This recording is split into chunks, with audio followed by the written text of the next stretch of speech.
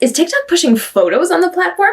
We know that in our dashboard, there's a brand new button specifically for photos. And like with all social platforms, when they give us a new function, they typically push it. So now is a really good opportunity for you to start creating photo-based or graphic-based content for your TikTok. Should this take over your TikTok? Absolutely not. But we know we're going to get a little bit of a push because they're heavily leaning into it right now. Meaning you can take your Lemonade content or your Instagram stories content and put it inside of your TikTok to create a little bit of a slideshow and communicate with a static graphic on the platform. Now, we are starting to see the rise of Lemonade, which is created by TikTok's parent company and heavily focuses on photos, albums, and some video. And we're starting to see these photos come over to TikTok and become more and more relevant, but you have to do it the right way. If you are going to be using photos on TikTok, we are not going text heavy. Nobody wants to read a novel's worth of information on your graphic. Use your caption for the bulk of the content that you're trying to put out there in the text-based form. You are going to then use your graphics to create something that's going to catch people's eyes. So we want some kind of title, big and bold, so people know what you're going to be discussing or what you're going to be showing off, and you want something graphic-wise that's going to catch their attention. A selfie where you're holding your phone and taking a close-up isn't going to cut it. This definitely needs to be a higher end, more curated graphic. Now, it doesn't mean you can't still take it on your cell phone. You absolutely can. But there are ways to enhance it to make it look a little more professional. We've got lots of videos on this. I'll drop the playlist down below for you. But this is going to give you the opportunity to get people's attention and to level up what you're doing.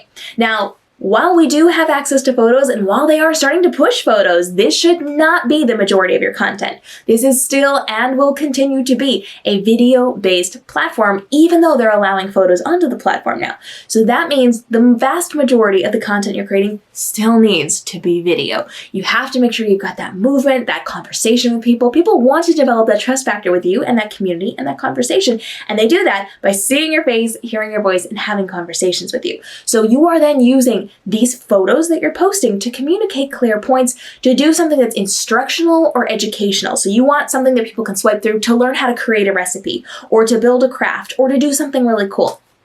This is not just to kind of show off who you are. This is not meant for an introduction post. This is not meant for you to just kind of show off your everyday life. You can do something like a photo dump, like a photo journal, but you have to be very strategic about that. And if you want a video on how to do a photo journal of your day to actually get more business, let me know in the comments. I can add that to my list of videos to create for you, but we want to make sure that you're using this strategically. So you want to keep this down to about 3 to 5 photos. You can do a little bit more. I don't necessarily recommend it unless it's a step-by-step tutorial and you need a little more space. People are not going to take the time to swipe through or to wait for your photos to rotate through. So you want to make sure this is quick, concise, and eye-catching. It has to be colorful, it has to be interesting, it has to look professional, it has to look curated. And so yes, we are seeing more of a push toward photos, but definitely not a push above videos. This is just something you're going to start to see a little bit more in your feed to see how people are reacting to it. They're testing things out right now to see if we're engaging with it, because we know that we can very easily consume a photo and then move on, whereas it takes a little more time to actually watch a video and get that information. So video is always going to be more valuable because it's more connective and it's going to keep people there a little bit longer on the platform, which then results in more money for the platform. But we still want to make sure we're doing that, especially with the push toward Lemonade, especially with the pushback on Instagram when they announced they were going more video focused than photo focused. So they've listened to all the feedback and they're giving us these opportunities to fill in some of those gaps. So should you be using photos? Yes, absolutely. I would use photos maybe once or twice a week is probably a good idea for you to be doing. You can do more. You can do less. It depends on what you want to do, but that's a pretty good baseline, once to twice a week, and then focus the rest of your time on videos. But if you're only posting once or twice a week, stick to your videos and only do photos once or twice a month. If you're posting every single day, once or twice a week is going to work best for you.